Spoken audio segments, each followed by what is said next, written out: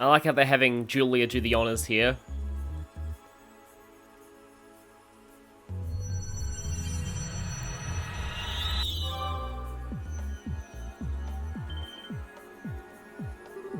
Two lights?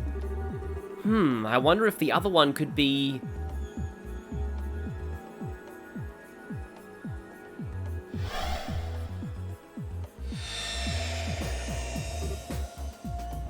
I am not doing bird noises, sorry. What just happened? Julia? Did you not leave for a training exercise on board the Arsail? I'm so relieved to see you safe, Your Highness. I see Sieg is with you too. He is, but, I'm not quite sure what's going on. What? Long time no see. Hi, Chloe! Nod, apparently. I, sure wasn't expecting to run into you here. Crap, just when I thought I was getting alone time with Joshua. What are you all doing here? Oh. It's good to see you again, Chloe. And Sieg too, of course. You two look well. Thank you. I'm not sure what to say. I feel like I should be waking up any moment now, but I'm not sure I even want to.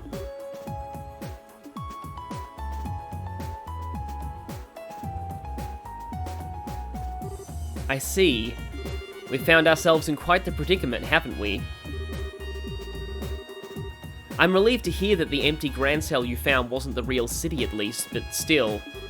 Unfortunately, that doesn't necessarily rule out the real capital being in danger. We're dealing with something that has such great power it can create a flawless replica of a vast city. There's no telling how far its influence could extend. Reese, surely there is no need to worry her so. We have nothing to gain from shying away from the truth. If anything, she's helping me better understand the gravity of the situation we're in. I'd like to help with the investigation if I can. I'm not sure I could do much more than what you're already doing, but I won't drag you down. But, Your Highness, I'm sorry, Julia, but I'm afraid nothing you can say will change my mind. I may not fully understand the situation we're in, but I do know that it threatens the safety of our capital, perhaps the whole nation. I'd be a disgrace as a crown princess if I were just to stand by and do nothing while the people I will one day rule over are threatened. Wow, you're amazing, Chloe. As you wish, Your Highness. Well, welcome to the team. Great, I'll do what I can. So, our next destination is that teleportation circle at the end of the sealed area? Yeah, that should let us travel to the next area. Or, by the sound of it, to the next plane. Yeah. That appears to be the technical name for the various areas that make up the land we're in. It's a concept used in the Septian Church, too. Our world is made up of a number of planes or realms situated on top of one another. At the top is the sky where the goddess dwells, below that is the earth where we live, and at the bottom lies Gehenna, where sinners are judged. Those are the main three, but in between them there are countless other planes or realms too. So in other words, the farther down we descend, the less the blessings of the goddess will be able to reach us? Hey, can you not say stuff like that? With all the creepy monsters roaming around, it's freaky enough around here as it is. Heh, you sound like a child who's afraid to walk around the house when the lights are off. Although I suppose that does make sense, given that you truly are a child. I am so not a child! Anyway, if that fake Grand Cell was the second plane, the next one's the third, right? I mean, it sounds obvious, but I'm not sure if it's all going in one clear direction or if we might run into a fork at some point. I think straightforward is a safe enough assumption to make for now, and while we might not know what that Lord of Phantasma wants with us, we know it's nothing good. So even if it's not like that, that doesn't change how ugly this could get, so let's get ready for just about anything. Who knows what's waiting for us up ahead. Something wrong, Reese? If you think you might have figured something out, the rest of the class would love to hear about it. No, it's nothing important. You're right, we should start getting ready to leave. It may be worth our while to investigate some of the doors we've encountered thus far too. Yeah, I don't know what's up with those things, but there sure are a ton of them. At the very least, they don't seem to have been placed by any of our foes. I'm all in favor of investigating them too. So, the game is kinda telling you to go and do side quests at this point. I guess, like, you would have encountered a lot of doors here that are optional, and there is a door right now that we can access with Joshua and with Chloe in our party. I'm going to go over Chloe a little later because we're not going to be fighting with her for a while. Firstly though, if you care about the book trophy, achievement, whatever, you want to go down here because a new set of books I think should have appeared since it's a new chapter. Doesn't seem like they're here. There is another library though. Yep, here we go. There are several issues of the LeBeau News on the bookshelf, so if you forgot to buy any of these during, I think these are these Sky FC's news articles? So I love this. To all of those, yeah, definitely Sky FC. To all of those who did not play the Sky FC and SC, if you're watching this, something that I love about this game is the fact that there are actually in-universe news articles that just talk about events that are going on in the world, and will often comment on the kind of events that you've experienced over the course of the story, and maybe even some things that are happening in other countries. I have a whole lot of excess space in Mirage Seepeth. I'm going to convert some of it into money so that I can go ahead and buy some more ingredients. Particularly more tomatoes.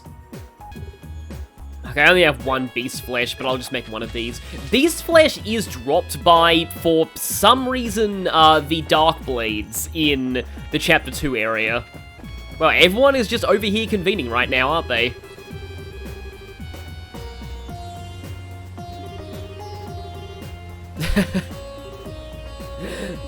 Well, yeah, I mean, they've violated a whole lot of other laws as well.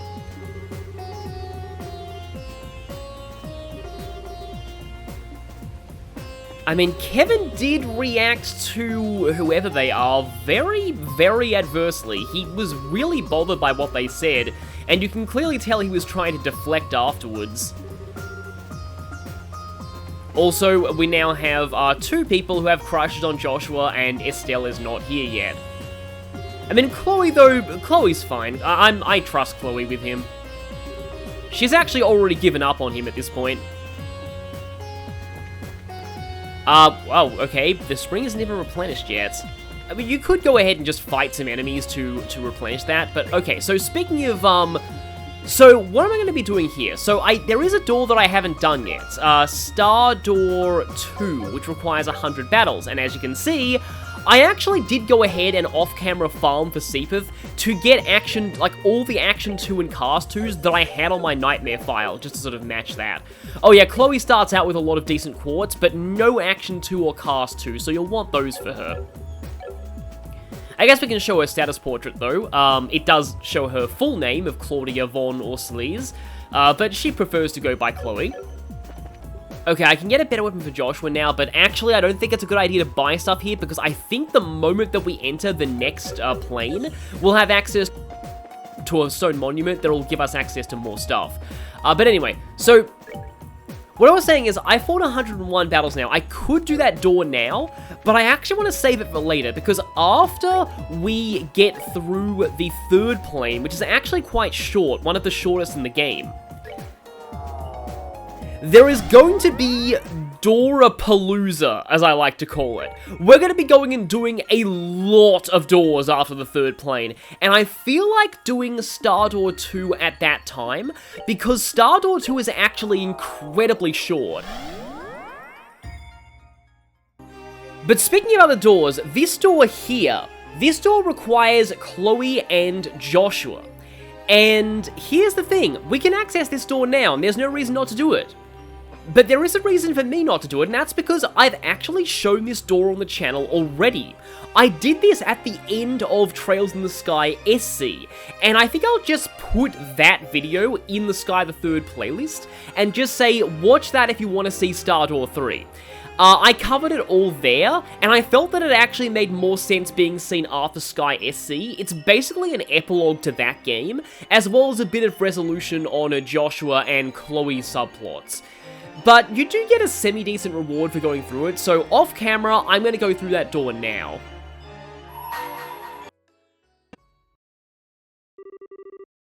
And there we go. That gets us a recipe, luxurious lunch, as well as some mirror. But more importantly, it has that door completed, and that's really what I wanted. There are some things later that you need to have all the doors done in order to do. Cures KO all. That's a rare sit-down meal that actually does have a practical purpose, because, you know... Oh, actually, wait, no, it doesn't, because, again, you can just warp to a stone monument and get fully revived anyway. Oh well, it at least looks kind of nice in the artwork. So what I've decided regarding Stardoor 2 is that I'm going to be doing it later because I need to give it its own video, this already contains story progress, so I feel like the Star Doors should be their own self-contained videos that are just the Star Doors. It'll make more sense to do it at the end of the third plane for, again, Dorapalooza. There's going to be, like, 4 doors that I do at the end of Chapter 3, and one of them is probably going to be multiple videos because it's that long.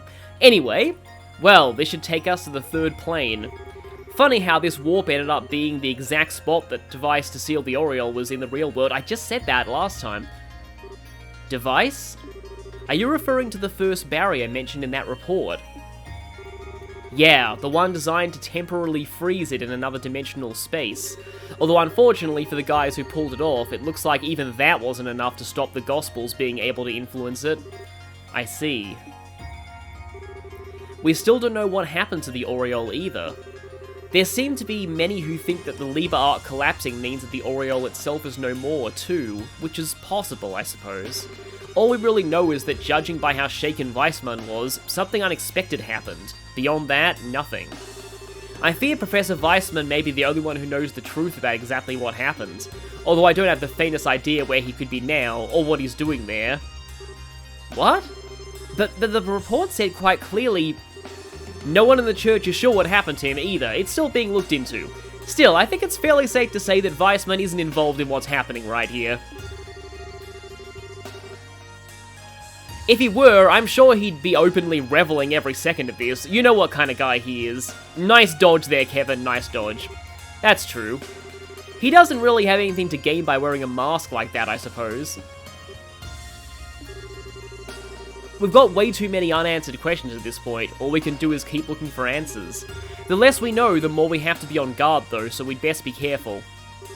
Right, Reese? I suppose so. Yeah, Reese knows Kevin was lying there and dodging questions, because they know that Weissman is not involved in what's happening here because he is extremely dead right now, thanks to Kevin. But no one else knows that yet. Which is something I find pretty interesting. Where are we now? Something similar to the Jade Corridor by the look of it. Kevin, over there.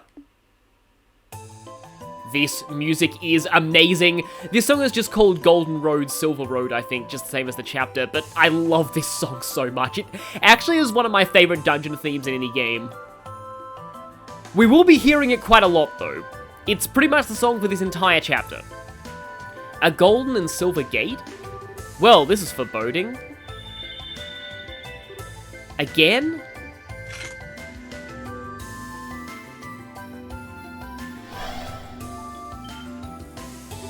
Oh, the ghost we saw in Grancel. Visitors from afar, bearers of the Grail emblem. Can you hear me? Yeah, we can. Before you stands the entrances to the twin corridors. Proceed through them both in sync, or never shall you reach the dark depths beyond.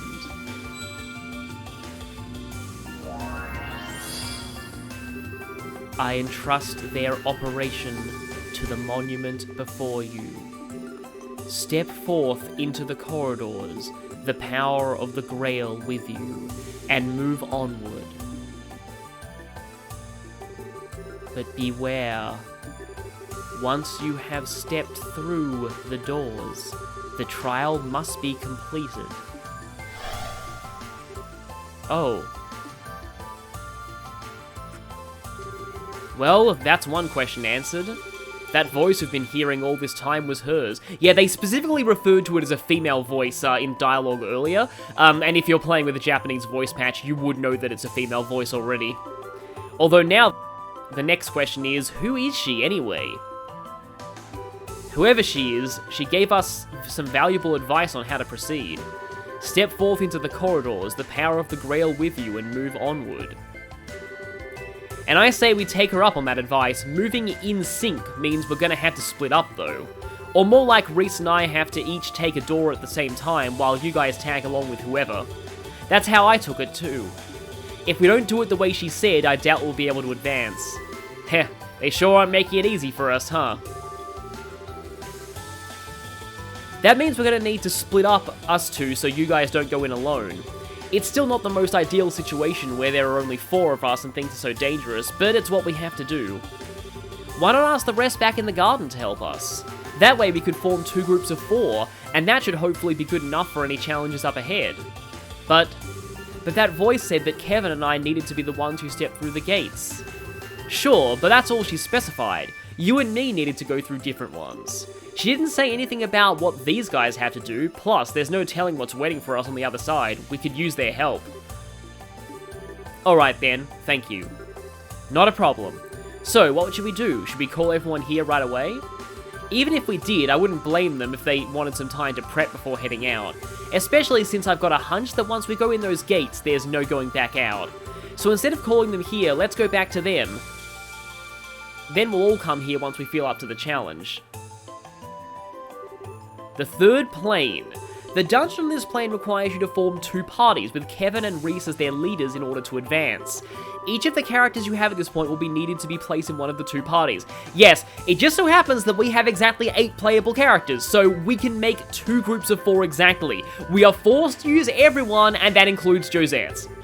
Furthermore, after beating the dungeon, you won't be able to return to the garden until it is complete. This is why they encourage you to do doors earlier, because we're going to be having a door-free zone until we complete Chapter 3. To begin exploring, inspect the monument at the start of the third plane and choose Explore Third Plane. Now, here's the thing, you might think that you need to fully kit out all 8 party members with quartz and weapons. You don't actually need to do that, and I'll explain why once we reach the end of one of the paths, but first, we can actually shop here, and I think they sell... yeah, they sell better weapons for everyone. Well, better weapons for a certain number of people here. The Damascus sword, we don't have any of those. I'm gonna get this, but not for Chloe. And then, I think Tita already has the UG-01. This actually gives some additional bonuses of the more power for Joshua, so I'll definitely take that one. And I kind of recommend on holding off on getting a new weapon for Kevin and Reese right now. We'll see why a little bit later. I don't believe we have Juggernaut yet. And I might want to get some better armor too. You only need enough to cover, well, yeah, well that was a fail. You only need enough to cover 1 party though. And now in terms of synthesizing quartz, we can now make Mind 3, Attack 3, Shield 3, Evade 3, Impede 3,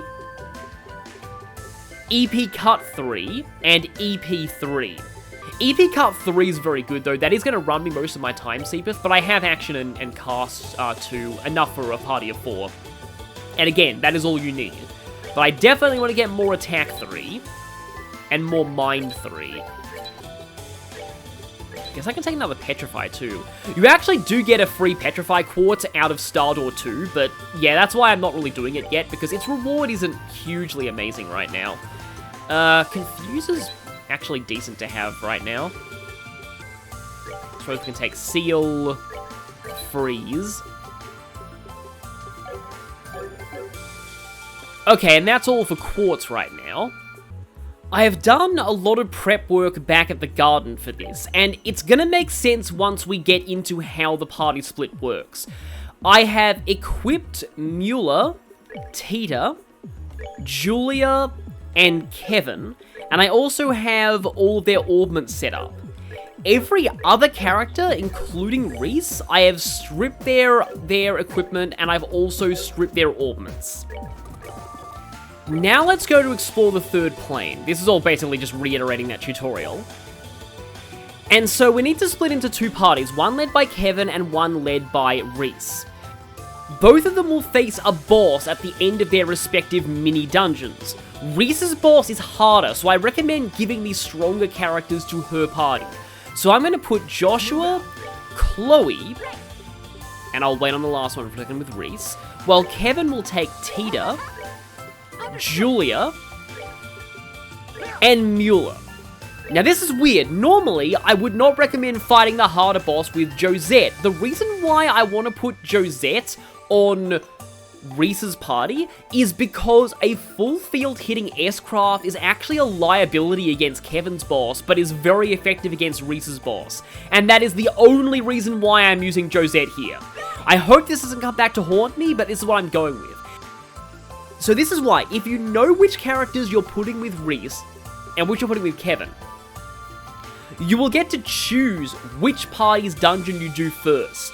Whichever party you choose is the party that you should have all of your equipment and quartz on, because what's on the other party will not matter.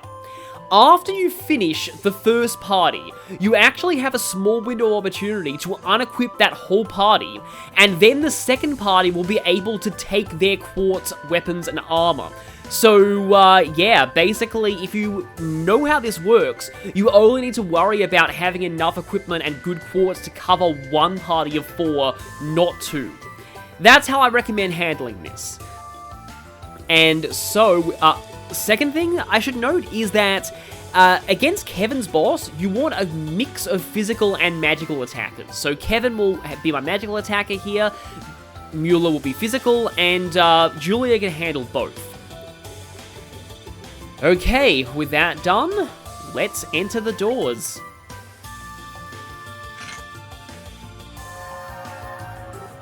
Oh, it's reacting to us.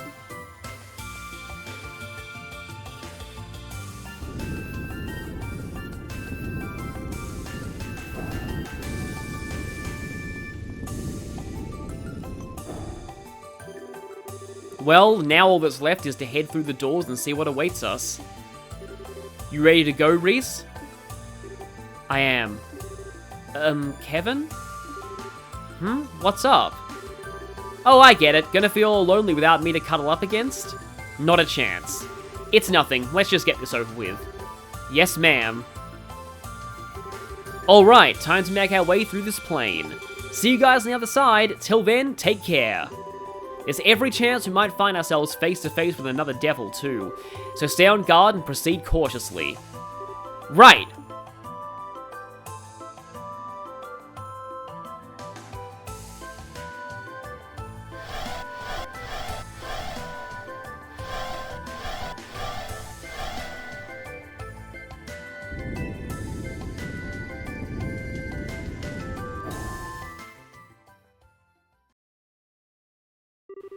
So yes, you get the choice of which route to do first, and so I'll see you all next time when we begin Kevin's route, the Golden Road.